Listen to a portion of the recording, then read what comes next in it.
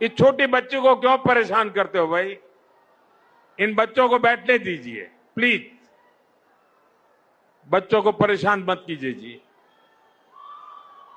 साथियों, हमें विदेशी मुद्रा बचाने के जो भी रास्ते हम लोग अपना सकते हैं, हमें बचाना होगा। साथियों, गोल्ड यानी सोने की खरीद एक और पहलू है जिसमें विदेशी मुद्रा बहुत अधिक खर्च होती है। एक जमाना था जब संकट आता था, कोई युद्ध होता था, तो लोग देश हित में सोना दान दे देते थे। आज दान की जरूरत नहीं है, लेकिन देश हित में हमको ये तय करना पड़ेगा कि साल भर तक घर में कोई भी फंक्शन हो, कोई भी कार्यक्रम हो, हम सोने के गहने नहीं खरीदेंगे, सोना नहीं खरीदेंगे। विदेशी मुद्रा बचाने के लिए हमारी देशभक्ति हमें चुनौती दे रही है और हमें इस चुनौती को स्वीकार करते हुए विदेशी मुद्रा को बचाना होगा। साथियों, ये समय एक और बड़े सबक का भी है। एक समय था जब हम कॉपर एक्सपोर्ट करते थे, लेकिन आज भारत के सामने स्थिति ऐसी बन गई कि अब हमें कॉपर को भी इंपोर्ट करना पड़ता है।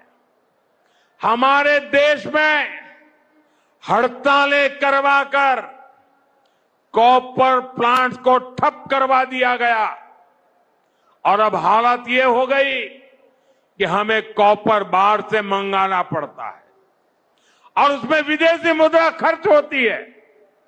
इसलिए मैं ऐसे सभी श्रमिक समूह मजदूर संगठनों से भी कहूंगा कि हमें ऐसी बातों का जरूर ध्यान रखना चाहिए। भारत को आत्मनिर्भर बनने से जो भी कदम रोकते हैं, उनमें हमें दूरी बनानी होगी और जो लोग ऐसी साजिशों में जुटे हैं, उन पर भी कड़ी नजर रखनी होगी। मैं देश की अदालतों से भी आग्रह करूंगा कि ऐसी स्थिति आने पर देश हित में हमें कोई ना कोई रास्ता निकालने की तरफ बढ़ना चाहिए।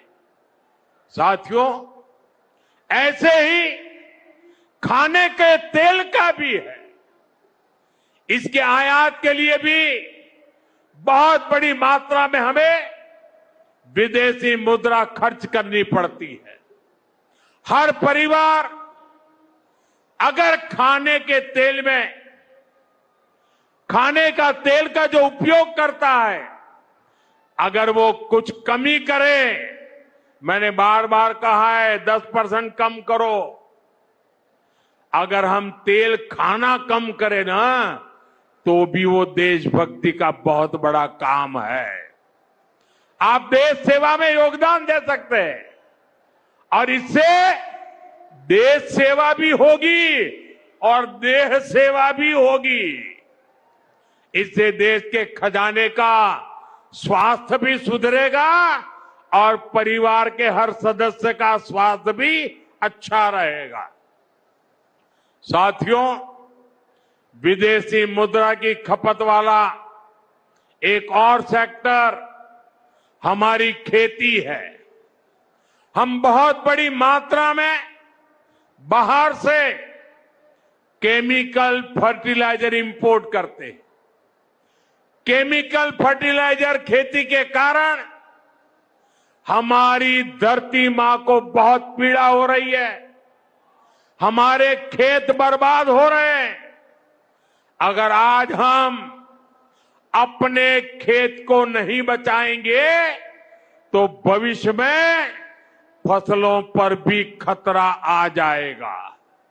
इसलिए बहुत जरूरी है कि हम केमिकल फर्टिलाइजर की खपत 25%, 30%, 40%, 50% उसको घटाए, आधी कर दे और हम उसके साथ साथ नेचुरल फार्मिंग की तरफ बढ़े।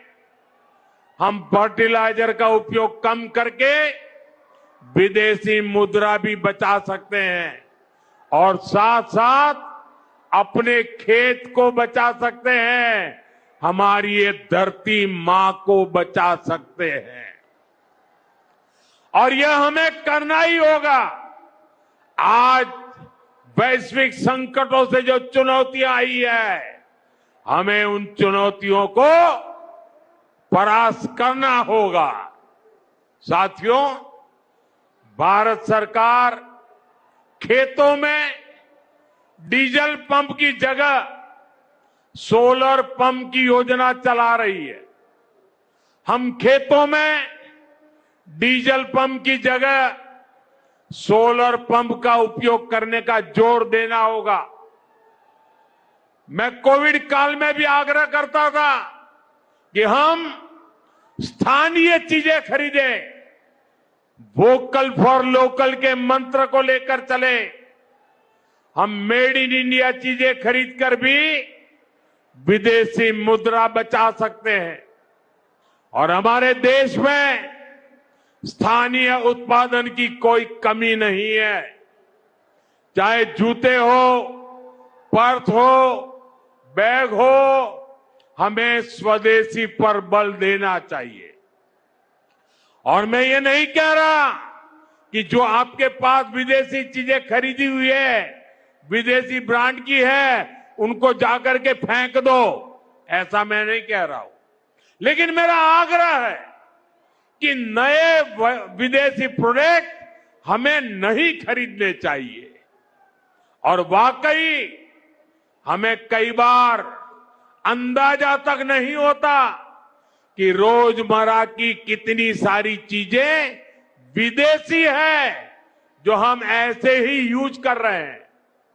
और साथियों, जब मैं बात स्वदेशी की करता हूं तो लोगों को लगता है कि दिवाली के दिए खरीदो मतलब स्वदेशी हो गया। ये तो भ्रम फैलाने वाली बातें हैं। इससे सफलता नहीं मिलती है। हमें घर के उपयोग में आने वाले सामान की लिस्ट बनानी है। देखना चाहिए कितनी विदेशी चीजें घुस गई है, पता ही नहीं है। कैंची हो, कंघी हो, छोटी छोटी चीजें, टूथपिन, टूथब्रश, कितना सारा सामान विदेश से हमारे घर में घुस गया है। फिर इस लिस्ट से हमें हो सके उतना जल्दी स्वदेशी में बदलना चाहिए। साथियों, ये बातें सिर्फ एक सरकार, एक दल, एक व्यक्ति की नहीं है। ये बीजेपी का भी मुद्दा नहीं है, ये देश का मुद्दा है। और इसके लिए हर नागरिक, हर राजनीतिक दल, हर सरकार, हर समाज, हर संगठन को संकल्पबद्ध होगा। मैं मीडिया के साथियों से भी देश हित में आगे आने के लिए आग्रह करूंगा। आइए देशभक्ति का भाव जगाएं और देश को जो वैश्विक संकट चल रहे हैं, देश उस संकटों का लाभ ले, परिस्थिति पे सवार हो जाए। ऐसा वातावरण बनाने के लिए हमें योगदान देना होगा और तभी जाकर के देश सफल होगा। ऐसे संकल्प जब हर नागरिक पूरी ईमानदारी से सिद्ध करेगा तो भारत हर संकट में जरूर विजयी होगा।